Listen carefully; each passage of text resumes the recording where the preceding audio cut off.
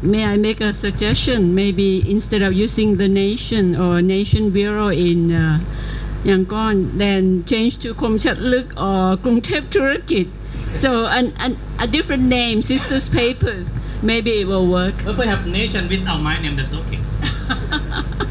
We have to find out the fact. Go ahead, for the sake of our audience with different backgrounds, I have two issues.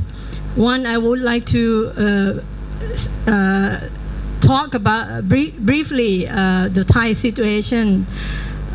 For Thailand, we don't have the problem with freedom. We have the problem with self-censorship, and we have the problem with the responsibility of the media personnel. We can talk later or maybe personally in details. Okay, second issue is that the situation of Thai media in neighboring countries in ASEAN context is quite changing. A decade or 2 decades ago, when ASEAN was a business of certain groups of people, for example, reporters covering foreign ministry beat, so they will hang up a company, officials invest their own resources, budget to cover those ASEAN meetings. And so it's more or less on the bureaucratic elite issues, officials, agenda, those sort of things. And once the economic crisis broke up in the 1997, so we kind of disappeared from the ASEAN scenes. And so now economy is picking up, and also ASEAN terrain is more integrated with businesses from ASEAN, inter-ASEAN, and also from China, ASEAN, Korean, is blooming again. So the context is changing, and maybe better than like pre-97. So now the point is that if you cover ASEAN, now you see more Myanmar. Okay, I'm using, for Uganda audience, I'm using the official word, official reference for Myanmar. Normally we use Burmese. So now the Thailand is kind of using Myanmar, and very funny, even in Thai word we use the Myanmar instead of Pama. Quite funny. Anyway, so we see more Burmese. Okay, get back to the old word. Burmese media covering ASEAN. More Chinese covering ASEAN. And they invest. And they invest their own. But the Thai media still not much investing. And when you're talking about things, ideal things that you would like to see, the point is that reality bites. Media is business oriented. Burmese media is, I think, will be the same, or maybe is already the same, that business interest dictates the future of the media. So, for example, Supalak has just suggested that Thai media, maybe the Nation or the Bangkok Post should set up a bureau in Burma. Yeah, I mean, professionally we should, and not just Thai, I mean, English-speaking ones, but the Thai-speaking media as well. But somehow we are a little bit more introvert. So we will cover Burma or Laos or Vietnam when Thai interests, Thai politicians, Thai business, clash or team up with those counterparts in those countries. The time that we have foreign bureau, for example, Bangkok Post have bureaus in Vietnam. My colleague Supaporn is the first one. She was there for 3 years in Hanoi. I'm the second one, and the final one, 2 years. The nation has, actually the nation got the license in Hanoi first, some kind of 6 months before, but they didn't have the permanent bureau chief there. But then, and later on, they have Don Patan, our colleagues, there for 2 years. And then we all close. And then it's unlikely that, it's good that the nation will invest with sending a journalist there. But I still see some difficulties, I mean, physically, financially, and politically. And for Bangkok Post, I think, yes, they are looking for some kind of business opportunities and also the presence of Bangkok Post there. But I kind of a little bit step back, not involved in this, like being a foreign correspondent anywhere else anymore. So that's it, briefly about Thai and how Thai covering region. Thank you. Okay, so from our two Thai colleagues here, the issues raised are on professionalism, especially on how Myanmar journalists report. Are they report on facts and fairly, or do they simply express their opinion in their news piece? Second, Kun Achara raised another point on national media in ASEAN countries and citing Thailand as an example, that it's too localized or too nationalized, only looking at oneself and one's own national interests, and in the long term is going to hurt the public, hurt our own nation, that we're not outward looking enough. And she's comparing also with Myanmar, with China. Not just we're not expanding. It's just about that business driven agenda that move media across the nations. And it's not for integration. It's not for friendship. It's not for cultural exchange, right? Media are looking towards also their own interest and attaching itself to national interest. So they swim together, drift together if there's a chance. But so far, she's criticizing that it's not for the benefit of, being together as a community. So, any questions on the 2 points raised here from our Myanmar colleagues? Yes? If you do me a favor, I'm an organizer actually, and it's not quite relevant, I said too much, but it's out of curiosity, the previous issue, Rohingya. But it's not the Rohingya issue itself, but we see from that case, that's the beginning of Myanmar media and also other related issues, human rights, maybe national security perspective. I think lots of issues after that, because as I'm also a freelance journalist, I work for some TV, translation. I cover the Rakhine issue last year. So as like I myself a Rakhine, but I'm also a journalist. I try to be like neutral, give as much information I could to the foreign journalists so that they can understand better. I don't omit or leave any information behind. I just give what the people think. That what happened, as you all know. You have your own audience, you have your own publication policy, your country policy. So when you construct a story, some of you, as you know, already had the story idea you like to construct. No matter how you say, to be fair and biased, I think you will admit that. So even like I give such information from all the sides, all the opinion of different people.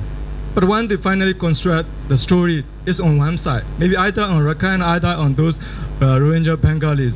So how would you say as a news, it's fair and accurate? And in some translation as well, I give as much detail. Even it's not direct English, but literally I translate so that they can paraphrase or summarize later. So it's some translation a little bit like, contrary to what the first Samso said. I said it's not really, correct. They said, oh, in English it's the same meaning. Okay, all right, if you're a native speaker, I will, argue with you. So what happened? But all the news happened like that. In one story, I try to give it just information. So finally he became confused. I get loaded with information about the history background of Rakhine, those Bengali people. So, but he's working for a Arab media, so it's also very difficult for him, even to make a story in the fair and balanced way, like putting information how the different ethnic group feel. So here we're talking about, because if we cover such issue, let me say again that. Let's say Rakhine, as some of you might know, is used to live in their own, a king, monarch. So they are now under Burmese, Burmese seem like 18th century. So it's like some other ethnic people in Burma, like Mon, like the Shan. They like to rise up when they became stronger, but they stay weak. So under many years of oppression, there's no way, to fight against Burmese. So this, we technically don't know whether they are, it's technically very difficult to define they are illegal immigrant or ethnic. So I won't say they are resettler. For I myself, we need lots of confirmation from, So just the example, like, so Rakhine, some of their anger due to, maybe poverty or some, other lack of knowledge, their anger go to the nearest community where began this Muslim Bengali. So that's simply my thinking. But when journalists came, the issue they already have some information they got from internet and some other secondary source. Because when, like for instance, international journalists, when they Googleize one like Rakhine, all the information they found is to Rohingya or Bengali.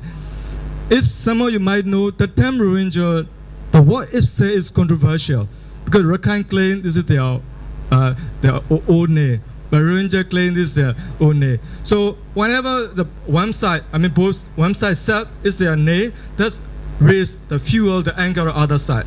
So I'm not sure, like journalists aware of that situation. Some local media raise that issue.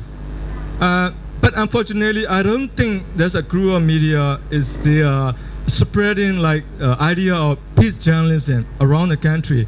I don't know that group said that kind of information to the citizen journalists, other people.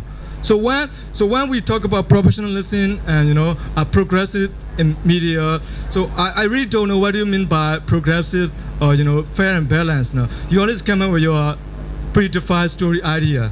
So when I say Thailand as a leading country in the ASEAN, the media is relatively quite freer than other countries. So you can cover much more issue in the region, like from conflict in Burma, Cambodia, Laos, blah blah blah. But the Burmese journalists are far left behind Thailand. They don't know much issue. This just recently came out from darkness, from censorship, 2 years. They don't know how to handle what that you said. Most of the journalists came from activist background. But of course, that's true. Yeah, this other part, they have to develop their professional case. But on the other hand, the question I have is, are we journalists, real journalists? What do you mean by journalists? Are we peacemaker?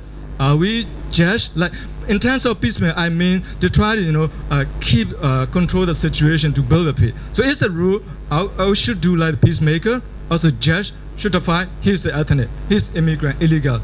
We have the right?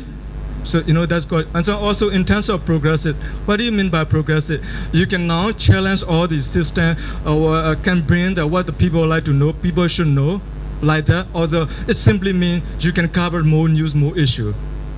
I think that's simply my question and comment. Thanks a lot. Yeah. I think it's perhaps not a question, but a response or discussion. The hands up at the back. And I'll come back and give the floor to the two Thai journalists later. Please, our friend from Uganda. Yeah, thank you. I'm not a journalist, I must say, but I'm very critical about journalism and media. So she mentioned a very interesting point that business is driving the media. So for as long as business is driving the media, don't we see media being more compromised? Won't we see lack of independence more and more? Because I feel that for as long as there's business interest, then money comes first, not independence. Now, in my country, I come from Uganda, the second biggest media is owned by a businessman. And this same businessman has businesses with the government. So it means that there's a high possibility that he will compromise to promote his business. He won't be critical of the government. Right now in my country, the second biggest TV station called NTV, their news bulletin is pre-recorded. It's not live. Okay, they first record it, then I think the government screens it, then they broadcast. Okay, now that shows you how independent it can be. Personally, I don't watch news on TV and I don't read these newspapers. Maybe I go there to see the adverts, to see jobs and stuff like that. I go online because I think I'm finding the online news a little bit more independent. I see more facts on Facebook, I see more facts on Twitter, I see more facts on blogs. So is that changing the media world, the online media? Because we are seeing newspapers controlled. The paper, before it comes out, we have state agencies in those newspapers, in Monitor, in the newspapers that we have, which sort of screen the articles before they come out. In Uganda, a few weeks ago, one general left the government. A general sort of deserted, and now he's in Europe. So there's a whole case about that general. So one newspaper, in fact 2 newspapers, reported about that general, and the government came and closed those papers for about 10 days. And these guys actually were demonstrating. They were beaten up by police. I think they still have the wounds. Okay, so we are seeing the government controlling, even now forcefully. But also to remind you that in Uganda, we've had the same president for over 27 years. So I think that should tell you what I'm talking about. So my question is, do we see business driving media compromising the independence of the media? Just to follow up on the comment that you put forward. Thank you. I think you're stating a fact and also showing examples of military, very influential in all the countries we're talking about today. So please. Thank you. Hadija Mwanje once again. I don't know if I can stand. Thank you. Related to professionalism, I heard you talk about professionalism and how sometimes the media reports irresponsibly. In Uganda, yes, we have challenges still related to professionalism, and that's why the Human Rights Network for Journalists is really coming in to train. But we also have a challenge of professionalism versus business. Like he said, 90% of media houses are owned by government or ministers or people related to the government, and we have very few independent media houses. So at times, yes, you're caught between fighting for what goes to your pocket and then what is true. It's a challenge, and indeed we don't know how to go about it. It's really hard because we do not own media houses. Even when you have a good story, it will not run, because at the end of the day it will get to your manager and he says, but let's wait and see what happens. Probably it's consulting and all that. Then from professionalism, it's press freedom. In our country, there is some things that you can't do. You cannot write about the first family openly. And here is a scenario where we have the president is a public figure. Of course, whatever he does is news. The first lady is a member of parliament and also a minister, so he's a public figure. The first son is a commandant in the army.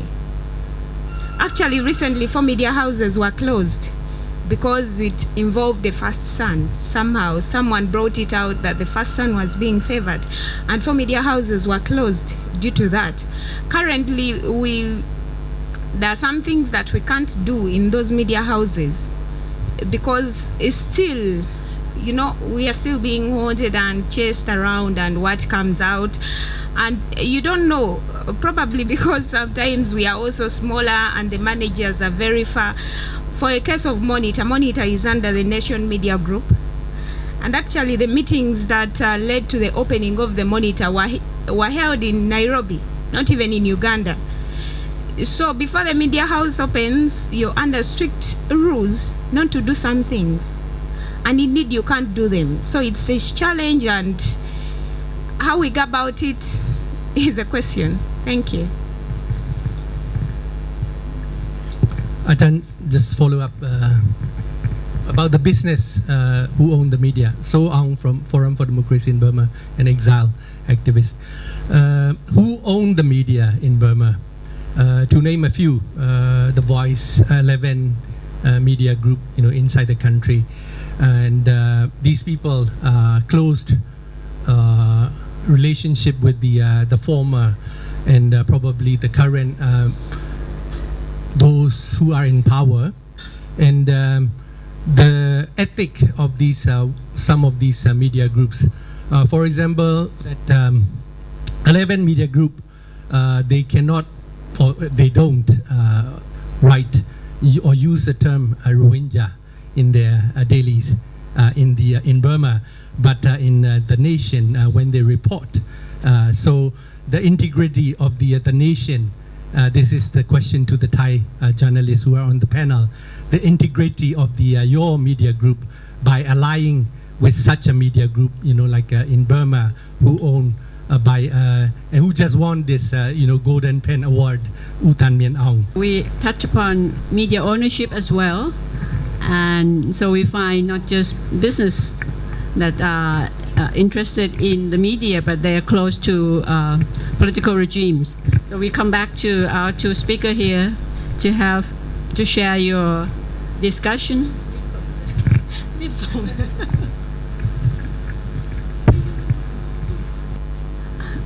I'm a bit conservative and a bit compromising.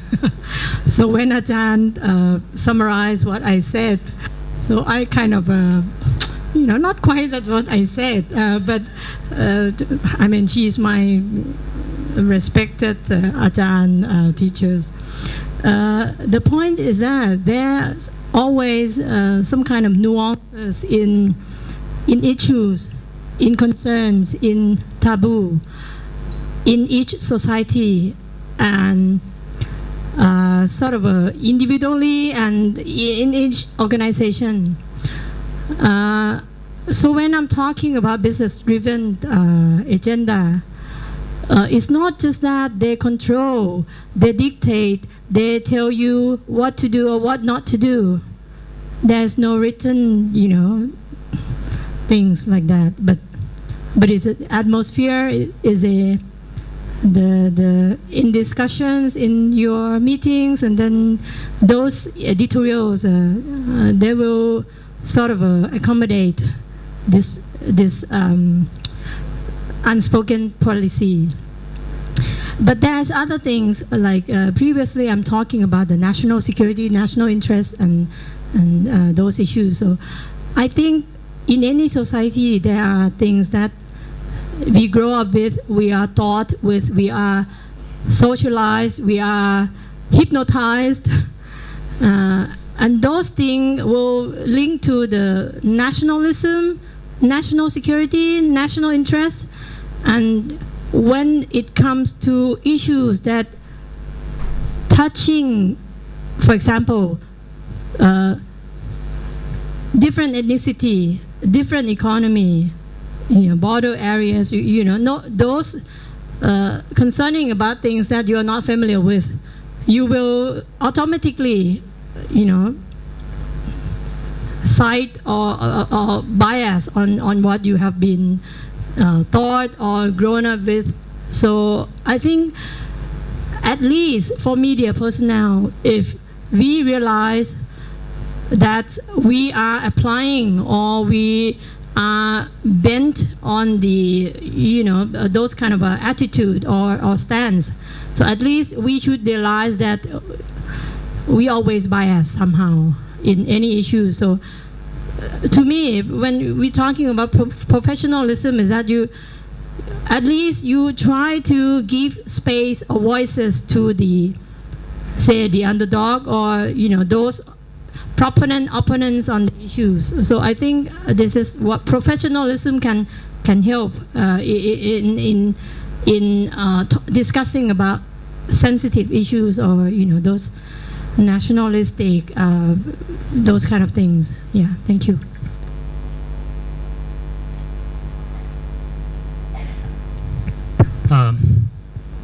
Two or three points I have to follow up and respond to our colleagues.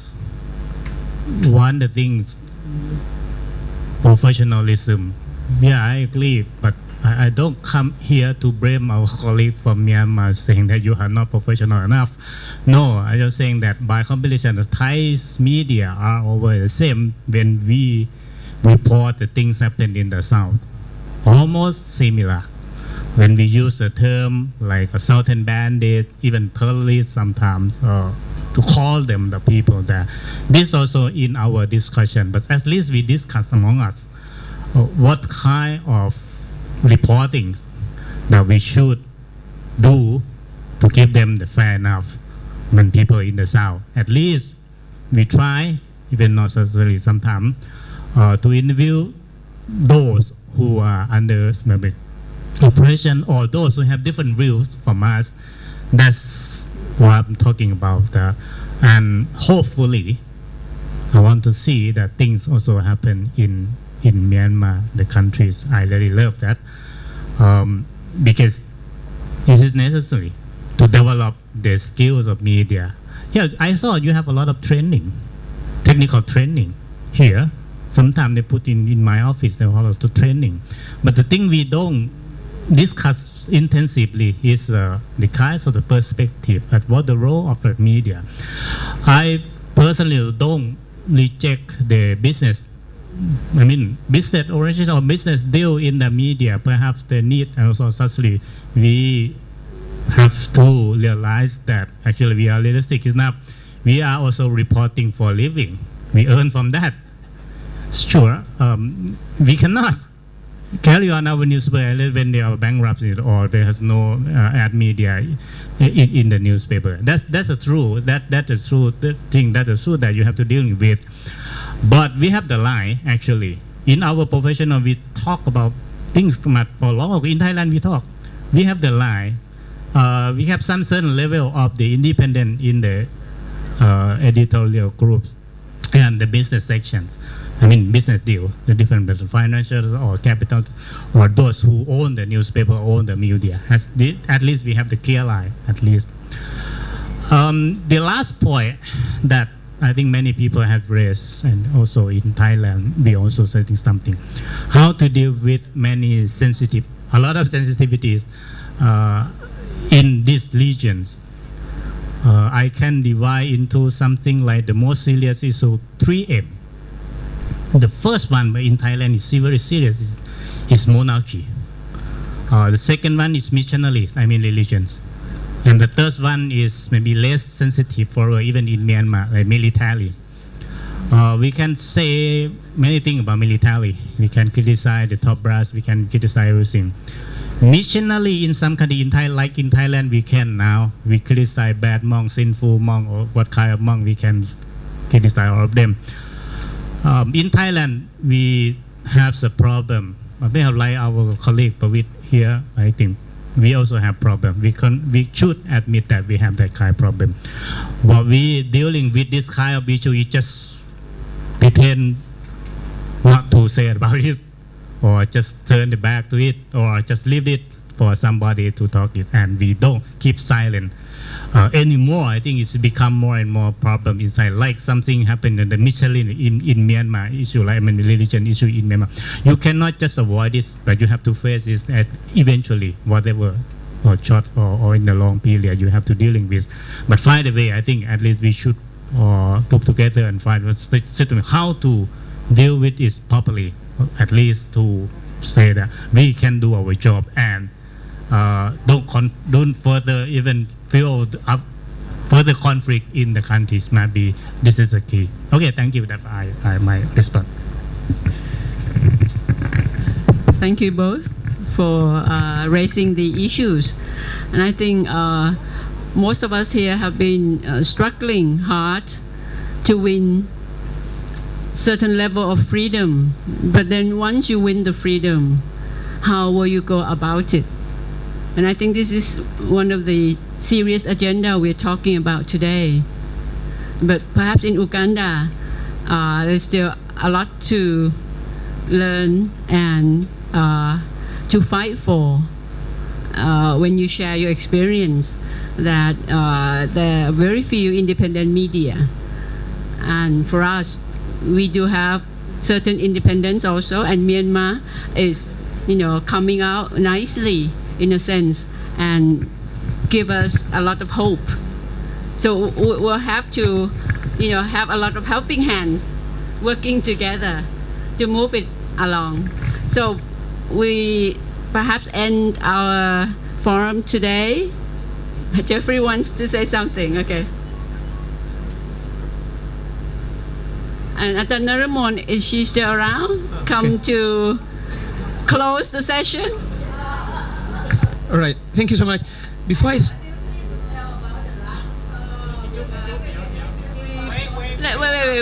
it's okay.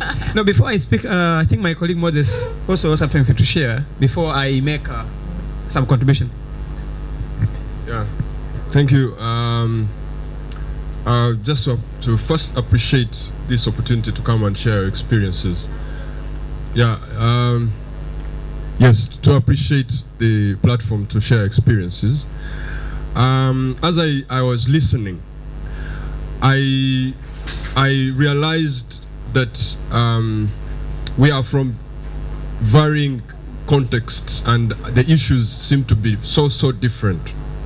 In our country, I feel we haven't made strides like you have here. And Myanmar, we seem to be so close in terms of the political setup, because it's our context is also dominated by the military.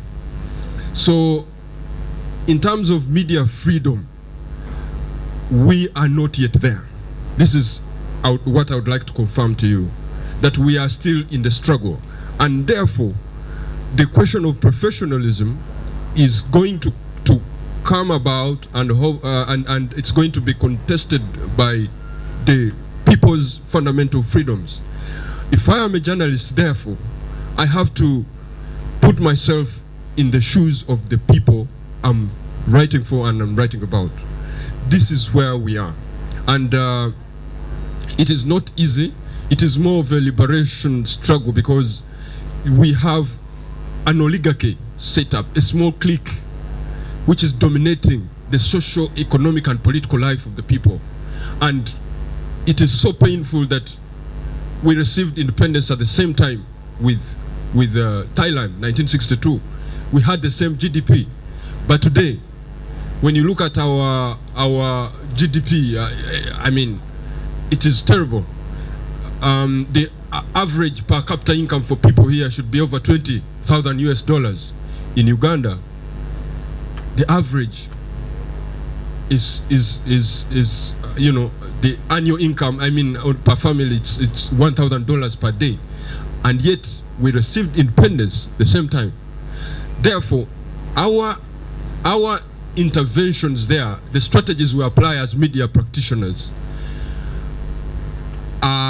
require a lot of courage. It's like Burma, where you are right now, we appreciate the strides you've made, and that's a result and an indicator of your positive intervention. The journalists there who pressed for opening up space. But when it opens up, it's not real open. We have the media framework in the country seems to be to show liberalization in place, but it's dominated by government set up media houses. It will say, they've set up over 200 media houses, but most of those 200, 50% are owned by a government enterprise. You see? And that's where Burma is going. I would like to warn my brothers there that they will open up to you, but they will set up their own media houses and they will regulate content. So, at the end of it all, we feel we are at a level where we need to continue to struggle for the liberation of Ugandans, to match our partners globally in terms of economic development of the country. We are doing so, but I came here, I was so hurt by what I saw. We received independence at the same time, and for us, the leaders are doing talk, and they're not working for the people, and our media has to step it up. And this is the kind of activism we have to apply in our country. Sorry for you who are this side. We have so many challenges and problems, and these problems, the question of professionalism is not going to kind of apply before the society is liberated. I thank you. Thank you very much. And we give you all encouragement and winning the freedom soon. Yeah, sorry. Some of the things I wanted to bring back, my colleague Moses has said it, but one of the things I wanted to find out is when you compare all the nations globally, I think most governments seem to be emphasizing the issue of professionalism. And in my own view, or what I've witnessed, these are being used as scapegoats, that we are held back not really to focus majorly on issues that affect citizens. But what I wanted to find out is whether there in the group, the colleagues who are coming from different countries who are here, whether we are thinking about the issue of self-regulation. Because the more we entrust this with the government, the more challenges happen to have. In self-regulation in Asia or Southeast Asia, is it something which is being working out, or wanted to learn from you how you are undertaking that? Thank you. Leave that to open discussion after we close the session, all right? So Ajahn Narumon, please. We try the idea of the media cafe. We would like to use this platform for exchange opinion, information, but I mean, even not in person, you can visit the website www.mediainsideout.myo. Yeah, this is a MIO, right? This is Ajahn Ubalat saying that this is something like a cat, even though we are the watchdog. At gmail.com, so you can email to us, or you can visit our website www.mediainsideout.net. We have information not only in Thai language but also in English language. So for those from Uganda, maybe we can exchange information and opinion, and also those who are from Myanmar. I think several issues that we discussed today, we can, discuss in detail during our lunch, and also we can do something like a focus group, something like that in the future. So on behalf of the organization here, we would like to thank you everybody. Thank you very much.